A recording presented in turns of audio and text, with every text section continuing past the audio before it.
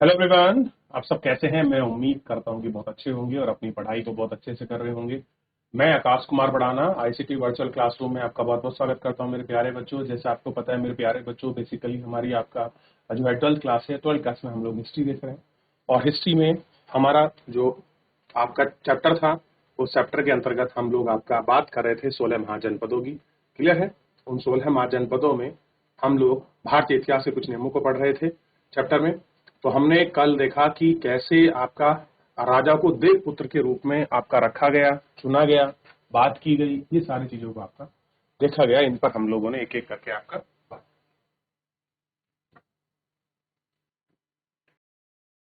अब क्या हुआ कि आगे बढ़ते हैं इसी टॉपिक में और देखते हैं। उपज बढ़ाने के तरीके। उपज बढ़ाने के क्या क्या तरीके हो सकते हैं, क्या चीजें हैं, उनको देख लेते हैं। उपज बढ़ाने का एक तरीका हल का प्रचलन था। कह रहे जब हल का प्रचलन शुरू हो गया तो उससे जो हमारा प्रोडक्शन था, जो हमारा लाभ था, वो बढ़ने लगा। जो 6ठी शताब्दी ईसा पूर्व गंगा और कावेरी घाटियों में उर्वरक छली क्षेत्र में फैल गया था। क्षेत्रों में भारी वर्षा होती थी और लोहे के फाल वाले हलों के माध्यम से उर्वरक भूमि की जुताई की जाने लगी। इसके अलावा गंगा घाटी में धान की रोपाई की वजह से ही उपजाऊ में उपज में भारी वृद्धि होगी। आप जुते हुए खेत में प्रोडक्शन होना और नॉर्मल वैसे खेत में होना अंतर है। हालांकि किसानों के इसके कमर तोड़ मेहनत करनी पड़ती। लोहे के फाल वाले हल की वजह से फसलों के उपज बढ़ने लगी, लेकिन हलों का उपयोग उपमहाद्वीप के कुछ ही हिस्सों में सीमित था।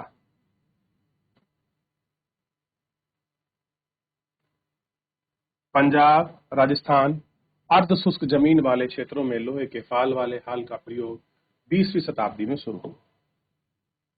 जो किसान उपमहाद्वीप के उत्तर पूर्व और मध्य पूर्वी भाग में रहते थे, उन्हें खेती के लिए कुदाले के उपयोग किया जाता था, जो ऐसे इलाके के लिए कहीं अधिक उपयोगी थे। उपज बढ़ाना एक तरीका और कुआं और तालाब, कहीं नहरों के माध्यम से सिंचाई करना पड़ता था। व्यक्तिगत लोहे और कृषक समुदाय से मिलाकर सिंचाई के स्थान निम्नलिखित थे।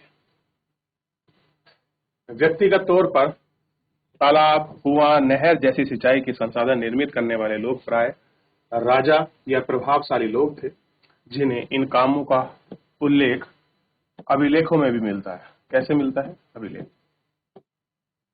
ठीक है। ग्रामीण समाज में विभिन्नता। जो ग्रामीण समाज है उसमें क्या विभिन्नता आई, ये देखते हैं। तो पहली बात आपको पता चला, जो खेती में हल का प्रयोग हो रहा था वो एक सीमित क्षेत्र था। जैसे राजस्थान, पंजाब वाले जो इलाके हैं, वहां 20वीं सदी में आया। बिहार, उत्तर प्रदेश में इस टाइम में शुरू हो चुका था, क्योंकि लोहे के खदानें थी झारखंड वगैरह में, वहां लोहे का फाल आया और उन्हें जानवर से खींचा तो मिट्टी की उर्वरक शक्ति बढ़ गई जुताई से। इस वजह से वहां उनको प्रॉफिट भी।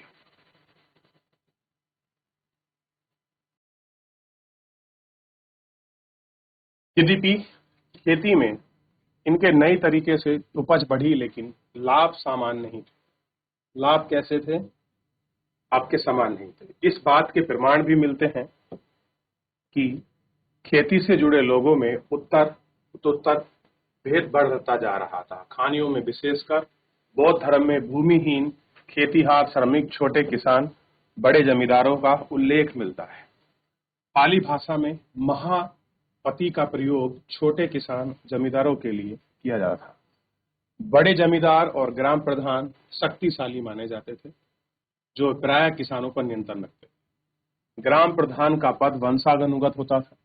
आरंभिक तमिल संगम साहित्य में भी गांव में रहने वाले विभिन्न लोगों का उल्लेख है, जैसा कि बेलागर, बड़े जमींदार, हलवाला, उर्वावर, दास, फड़माई। यह संभव है कि वर्ग की यह विभिन्नता भूमि के स्वामित्व और श्रम की नई प्रौद्योगिकी के उपयोग पर आधारित हो। ऐसी परिस्थिति में भूमि का स्वामित्व महत्वपूर्ण हो गया, जिसकी चर्चा प्राय विधि ग्रंथों में की जाती थी। बहुत सारे विधि ऐसे ग्रंथ हैं जिनमें वो लोग आपकी चर्चा करते थे, कैसा कुछ है, क्या है, कहाँ है। इन सब की जो आपकी चर्चा है, ये हमें देखने के लिए मिलती है। ठीक है, देखिए एक शब्द आया गृहपति। गृहपति घर का मुखिया होता था। वह घर में रहने वाली महिला, बच्चों, नौकर, दासों पर नियंत्रण करता था। घर से जुड़े भूमि, जानवर, अन्य वस्तुओं का भी वह मालिक होता था। कभी कभी इस शब्द का प्रयोग नगरों के में रहने वाले भ्रमित व्यक्तियों और व्यापारी के लिए होता था। जो लोग भ्रमित, संभ्रात है, संभ्रात मतलब पास लगे हुए, उनके लिए भी होता था। अब है भूदान और नए आपके संभ्रात ग्रामीण। ईस्वी की आरंभिक शताब्दियों में, जब आपका ईस्वी क्या हो रही है, शुरुआत हो रही है, शताब्दियों में भूमि दान के प्रमाण मिले हैं। बहुत सारे हमको ऐसे एविडेंस मिले हैं जहां पर भूमियों को दान में दिया गया, ऐसे बहुत सारे उल्लेख, एविडेंस हमको मिलते हैं। ठीक, क्या मिलते हैं? बहुत सारे एविडेंस हमको ऐसे मिले। इनमें से कुछ अभिलेख पत्थरों पर लिखे गए थे, लेकिन अधिकांश ताम्र पत्रों पर खुदवाए होते थे, जिन्हें संभवतः लोगों को प्रामाणिक रूप दिया जाता था। भूदान में जो प्रमाण मिलते हैं वे साधारण तौर पर धार्मिक संस्थाओं और ब्राह्मणों को दिए गए थे। अधिकांश अभिलेख संस्कृत में थे, विशेषकर 7वीं शताब्दी के बाद अभिलेख के कुछ अंश संस्कृत में हैं और कुछ तमिल और तेलुगु जैसी स्थानीय भाषाओं में। आइए एक अभिलेख पर ध्यान दें और आपका विचार करें। पहला अभिलेख है आपका प्रभावती गुप्त का, आरंभिक भारत में एक महत्वपूर्ण शासक चंद्रगुप्त द्वितीय। कैसा है? चंद्रगुप्त द्वितीय की पुत्री है। उसका विवाह दक्कन के पठार में वाकाटक परिवार में हुआ था। एक महत्वपूर्ण शासक का वंश था। संस्कृत धर्मशास्त्र के अनुसार विधालियों को भूमि जैसी संपत्तियों पर स्वतंत्र अधिकार नहीं था, लेकिन एक अभिलेख से पता चलता है कि प्रभावती भूमि स्वामी थी और उसने दान भी दिया था। क्या किया उसने? दान। इसका कारण यह हो सकता है कि वह एक रानी, आरंभिक इतिहास में कुछ रानियों में से एक थी, इसलिए उनका उदाहरण विरल ही हो जाता है। यह भी संभव है कि धर्मशास्त्रों का स्थान पर समान रूप से लागू नहीं था। एक ही रूप से कैसा नहीं था? वो आपका लागू नहीं। ठीक, अभिलेख से हमें प्रजा का भी पता चलता है। इसमें ब्राह्मण, किसान तथा अनेक प्रकार के वर्ग शामिल थे, जो प्रतिनिधियों में कई प्रकार वस्तुओं को प्रदान करते थे। अभिलेख के अनुसार इन लोगों में गांव के नए प्रधान व अज्ञात पालक का करना पड़ता था और संभवतः भुगतान भी उन्हीं से होना पड़ता था। इस प्रकार भूमिदान अभिलेख देशों के कई हिस्सों से प्राप्त हुए। बहुत सारे अभिलेख ऐसे हैं जो अलग अलग हिस्सों से हमें प्राप्त हुए। भूमि की माप में अंतर है, कहीं छोटे छोटे टुकड़े तो कहीं क्षेत्रों में दान दी जाते हैं। साथ ही भूमिदान दान प्राप्त करता है लोगों के अधिकार व क्षेत्रीय परिवर्तन में मिला है। इतिहासकार में भूदान का प्रभाव गर्मागर्म वाद विवाद का विषय बना। कुछ इतिहासकार मानते हैं कि भूमिदान शासक द्वारा वंश कृषि को नए क्षेत्रों में प्रोत्साहित करने की एक रणनीति है, जबकि कुछ का कहना है कि भूमिदान से दुर्बलता होते राजनीतिक प्रभुत्व के संकेत है, कि अगर आप भूमिदान करें तो ये दुर्बल आपका पॉलिटिकल का संकेत भी मानते हैं। तो कोई क्या मान रहा है? एक अपनी कोई रणनीति मान रहा है, कोई इसको दुर्बल मान रहा है, कोई क्या मान रहा है कि शासक कृषि के नए क्षेत्र को प्रोत्साहित कर रहे हैं। क्लियर है? कोई क्षेत्र बढ़ा रहा है, तो सबका अलग अलग।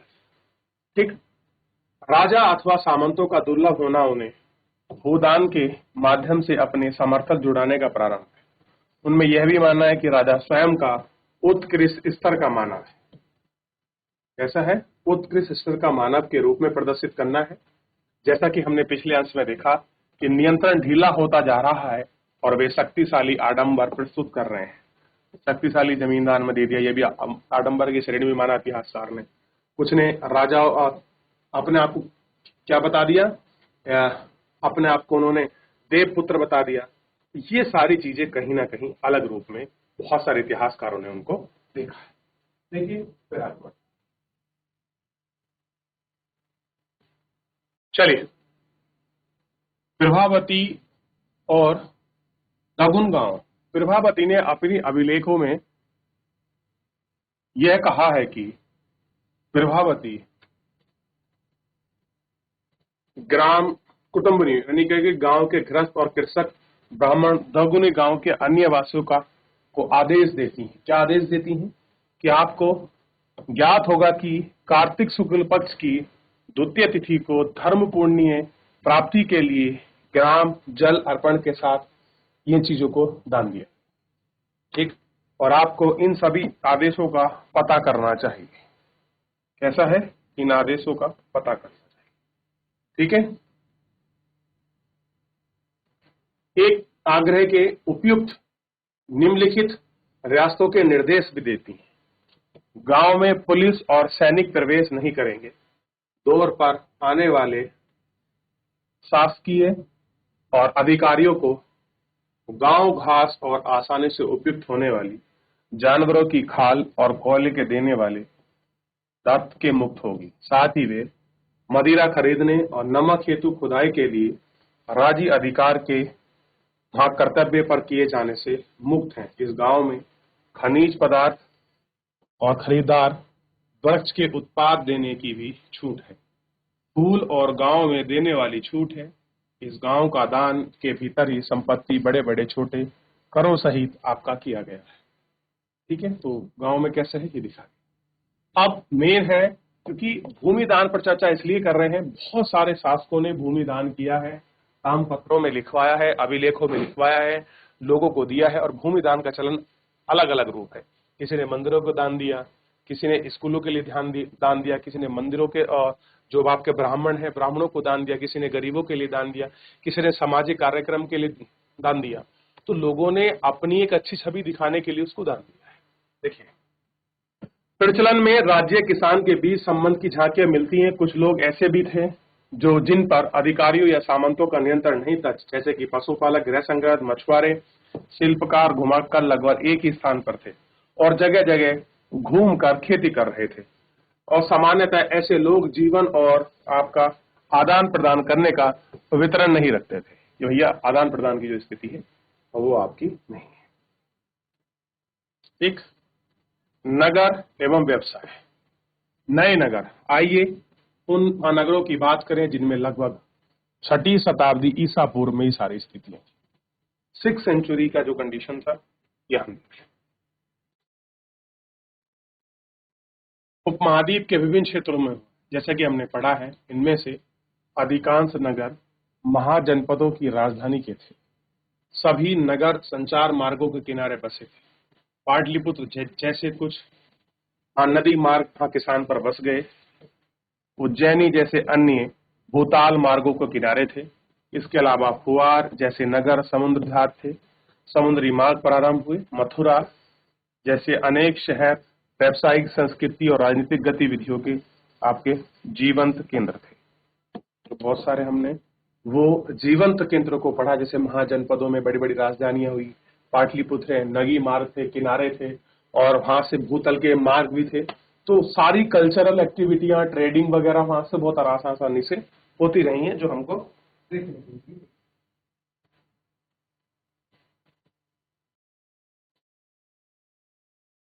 सम्भ्रात वर्ग और शिल्प कलाकार। हमने पढ़ा है कि शासक वर्ग और राजा किले बंद नगर में रहते हैं।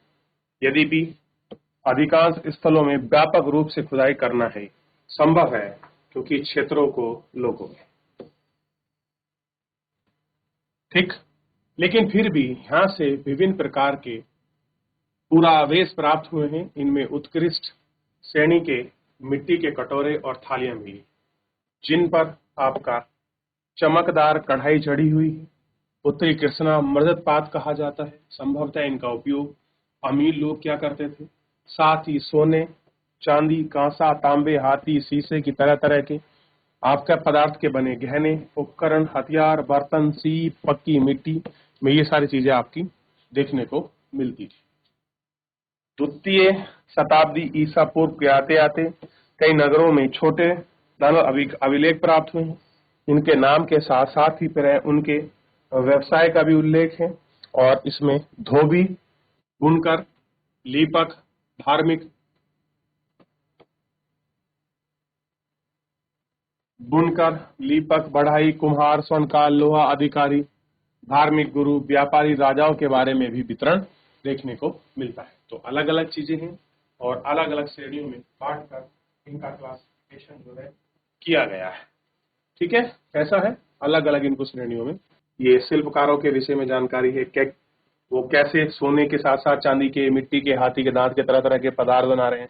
सीप जो होता है समुद्र में जिससे मोती निकलता है, लोग उसके भी बर्तन बनाते थे। उन सब की जानकारी है, बड़े स्पष्ट रूप से हमको बताइए।